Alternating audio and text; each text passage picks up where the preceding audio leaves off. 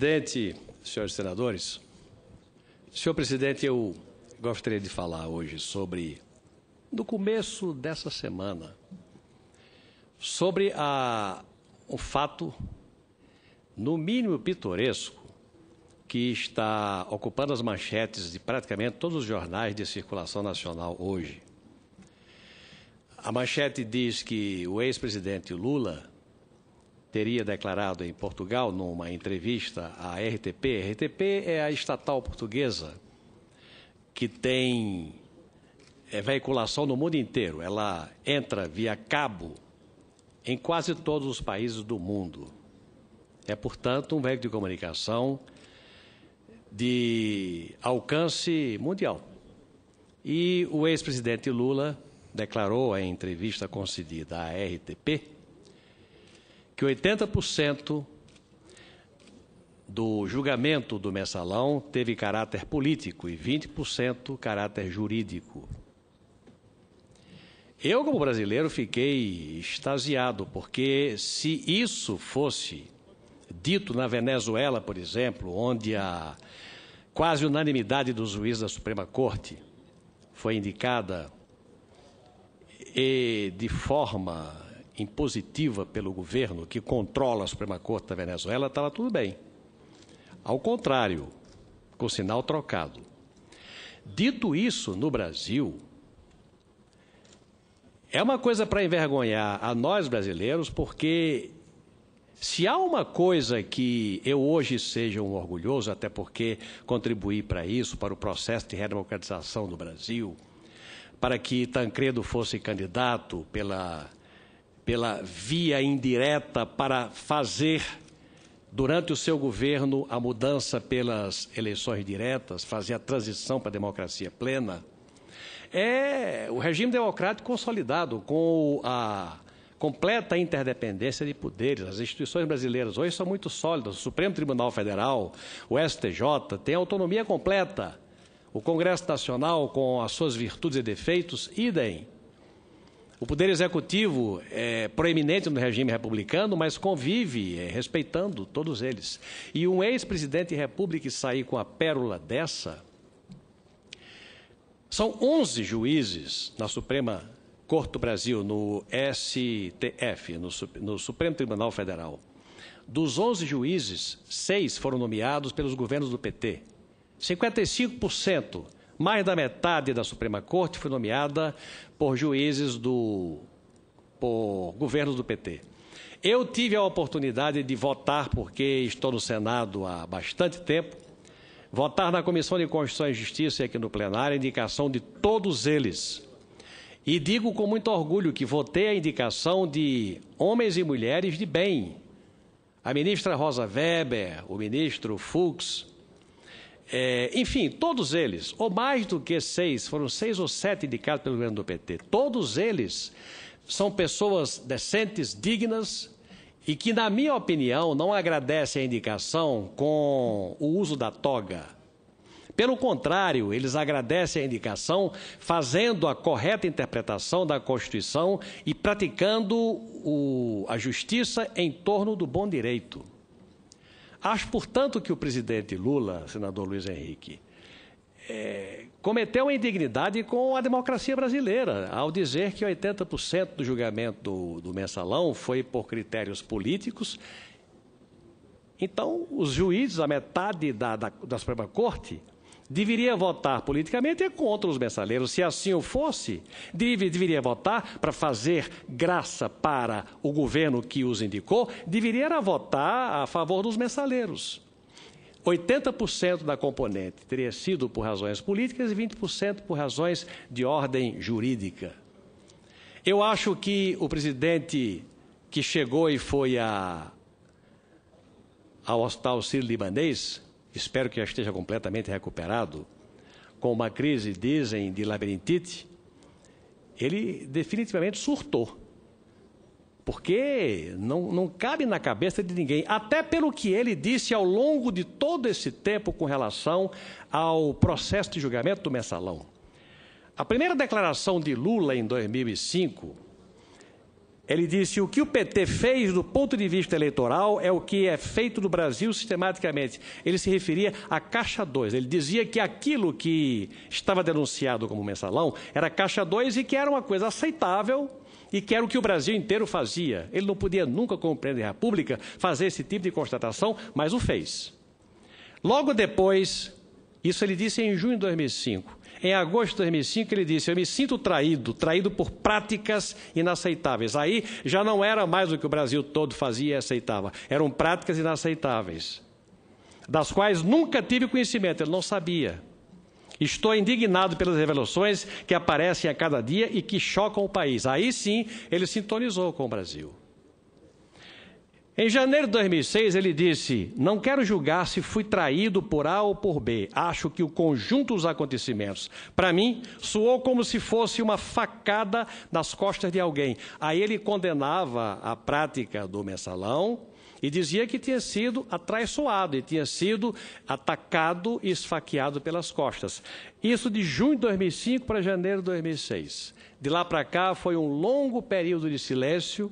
E em abril de 2014, para surpresa do Brasil inteiro, numa entrevista que ele deu a blogueiros, ele disse: a história do mensalão vai ter que ser recontada nesse país e, se eu puder ajudar, vou ajudar a recontá-la. Quero que a verdade venha à tona. Como não quero julgar ninguém de forma precipitada, tem que esperar a poeira baixar. Então ele dizia, ele voltou a se solidarizar, ele sintonizou com o PT, que recebeu os seus mensaleiros em diversas oportunidades, em diversos encontros do PT, com aplausos, com gestos de desagravo e confrontando diretamente com a Suprema Corte, que, oferecendo a oportunidade do amplo direito de defesa, do estabelecimento do ponto e contraponto, havia, por decisão, em alguns momentos de quase unanimidade e em outros momentos de expressiva maioria, havia colocado a dosimetria correta para a prática de crimes em cima de cada um dos mensaleiros. O PT desagravava sistematicamente os seus. A presidente Dilma nunca se manifestou, ficava sempre quieta, sem se manifestar em relação aos mensaleiros. E o presidente Lula, que se disse num dado momento, esfaqueado pelas costas, aos blogueiros disse isso, e agora em Portugal vem com esta pérola, dizendo que 80% do julgamento foi político por uma corte que foi 55% indicada pelos governos do PT, 45% por outros governos e 20% de julgamento por critérios de ordem jurídica. Eu acho, presidente Assis Gurgás, que nós estamos diante de um fato que está criando perplexidade ao país. Eu acho que o presidente da República, o ex-presidente da República, definitivamente encontrou o seu caminho e ele se saiu com uma outra, que essa que deve ter indignado ainda mais o PT ou os seus, porque é um confronto direto com aquilo que ele diz. Ele diz que 80% do julgamento foi por critérios políticos e 20% por critérios de ordem jurídica. E logo respondendo a uma pergunta que o deve ter embaraçado de uma jornalista portuguesa com relação às figuras condenadas pelo mensalão, tipo Zé Genuíno, tipo Zé Disseu, tipo Delúbio Soares, que seriam pessoas muito próximas a ele, ele disse que não são pessoas da confiança dele. Durma-se com um barulho desse. Então, Zé Genuíno, o sempre presidente do PT, Delúbio Soares, o sempre tesoureiro do PT, José Disseu, a sempre figura proeminente do PT, companheirão de Lula de todos os momentos da campanha eleitoral, não são pessoas da confiança dele? Não dá para entender. Não dá para entender, a não ser que a gente construa o raciocínio lógico de que o governo do PT está hoje passando por gravíssima crise no plano político e igualmente no plano da gestão. Enquanto eu era chamado ali fora para uma entrevista com alguns jornalistas, me davam a notícia de que o Partido da República, que ocupa o Ministério da República, teria declarado numa entrevista concedida agora há pouco, que o candidato dele, PR, à presidência, não era o candidato oficial, não era a candidata Dilma, candidata à reeleição. Era o ex-presidente Lula, ou seja, uma fratura exposta dentro da base do governo, porque um partido finalmente está ousando dizer que o candidato não é Dilma, o candidato é Lula. Eu não sei se esta entrevista não é parte de uma encenação para caminhar para esse raciocínio ou não tem nada que ver, mas os próximos lances vão mostrar. Agora, uma coisa é certa, no plano da gestão, o governo do PT já, na minha opinião, já está exaurido. Uma presidente de república que vem a público, numa cadeia de rádio e televisão, dizer que vai baixar em 20% a tarifa de energia elétrica e que 6 meses depois já é obrigada a aumentar a tarifa e já anuncia 11 bilhões de reais de socorro financeiro para as concessionárias de energia elétrica, que não têm a menor condição de garantir a tarifa que ela se propunha por má gestão de governo, porque não foi gerada energia hidrelétrica limpa e o governo está sendo obrigado a botar as termoelétricas importando óleo diesel, gás ou carvão para gerar energia poluída e mais cara. Desdizendo o que ela disse da cadeia de rádio e televisão, elevando o preço da tarifa de energia elétrica, que hoje é sustentada a ferro e a fogo para conter os índices de inflação.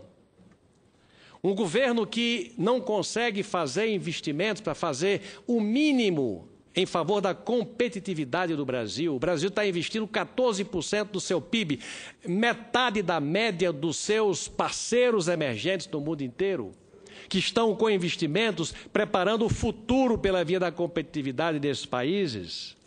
A taxa de juros que a presidente Dilma encontrou e que disse que ia deixar uma taxa de juros uma das mais baixas do mundo, já está hoje mais alta do que a que ela encontrou. O déficit da balança comercial, aquele milagre das exportações muito maiores do que as importações, o déficit da balança de pagamento chegou a um número assustador de 80 bilhões de dólares. Essa é a expectativa para 2014, já do tamanho da de 2013, superando em muitos investimentos externos diretos, obrigando o Brasil a tomar empréstimos para custear, uma coisa que não se imaginava nunca. Um país que diz que conseguiu zerar a sua dívida com o FMI, que tem 300 e tantos bilhões de dólares de reservas, está sendo obrigado a ir ao mercado externo de financiamentos para fechar a sua conta, porque a escalada do déficit da balança comercial e balança de pagamentos é uma coisa que assusta a qualquer país do mundo. E, finalmente, a inflação. Presidente Assis Gurgás, eu fui domingo a um supermercado aqui em Brasília. Eu vou receber agora na Copa do Mundo os meus netos, o meu filho com a minha nora, que moram no exterior, e vão ficar na minha casa. E é preciso comprar uns colchonetezinhos. Eu fui comprar os colchonetes. Minha mulher tinha fotografado num supermercado o preço do colchonete que estava em promoção. E eu fui lá com ela no domingo. Era um preço barato, era R$14, espantosamente barato. Quando eu cheguei lá, não era R$35. Até aí, tudo bem, era uma promoção, acabou a promoção, não compramos. E eu comecei a ver preços de frutas, de queijos, de verduras. E quando eu fui à caixa de pagamento com minha mulher, era um domingo, tinha pouca gente, dava para conversar. Eu perguntei à caixa, me diga uma coisa, as pessoas têm reclamado muito do preço dos produtos? Ela estava de cabeça abaixo, levantou, olhou para mim e disse, e muito. Para mim falou tudo. Ela não disse, aqui e acolá, ou tem. Ela, com absoluta convicção, levantou a vista, olhou para mim e disse, e muito. Ou seja, é uma coisa sistemática. Aquilo que a gente presencia é o fato que está ocorrendo. A inflação, a lamentável inflação está de volta, principalmente no supermercado. As donas de casa não fazem mais a feira de hoje pelo preço da feira de 15 dias atrás. Isso está entrando na casa de cada brasileiro e a grande conquista do Plano Real, que foi mantida enquanto no começo do governo do ex-presidente Lula, está se esvaindo por incúria administrativa. A inflação é decorrente de ter renda, sim, tem renda, uma renda que eu diria até meio artificial, mas não tem produção. Não tem produção por quê? Porque para aqueles que podem produzir no Brasil, é mais fácil importar da China e vender do que produzir a mesma coisa e vender de forma competitiva com a carga de impostos que nós temos e com a infraestrutura logística, portos, aeroportos, estradas de última categoria que impedem que a produção, com a carga de impostos, com a burocracia, com a dificuldade para você abrir, para obter financiamentos e com a dificuldade da logística incompetitiva, é muito mais negócio. Você importar da China, importar de outros países e vender ao brasileiro, do que você melhorar a produção interna. Como você tem menos produção do que tem consumo, você tem inflação. O remédio para isso, já me disse 1 milhão de vezes aqui, seria baixar ou melhorar, racionalizar o gasto público do Brasil. Dar demonstrações de que o Brasil está efetivamente segurando o manche da gastança para ter um mínimo de superávit para fazer investimentos de forma sustentada, o que o Brasil não faz. Ao invés disso, ficam as pérolas como essa da manchete de hoje de todos os jornais, com o presidente insultando a Suprema Corte do Brasil, deixando perplexa a classe política do Brasil, deixando em grande dúvida o seu próprio partido e a sua base sobre para quem caminha o PT e deixando, evidentemente, o Brasil perplexo, porque está sem rumo no campo da economia e sem rumo no campo da política. Essa, portanto, senhor presidente, era a manifestação e a reflexão que gostaria de trazer nesta tarde de segunda-feira. Cumprimentos, senador José Agripino. Passo a palavra agora ao senador Luiz Henrique, do PMDB de Santa Catarina.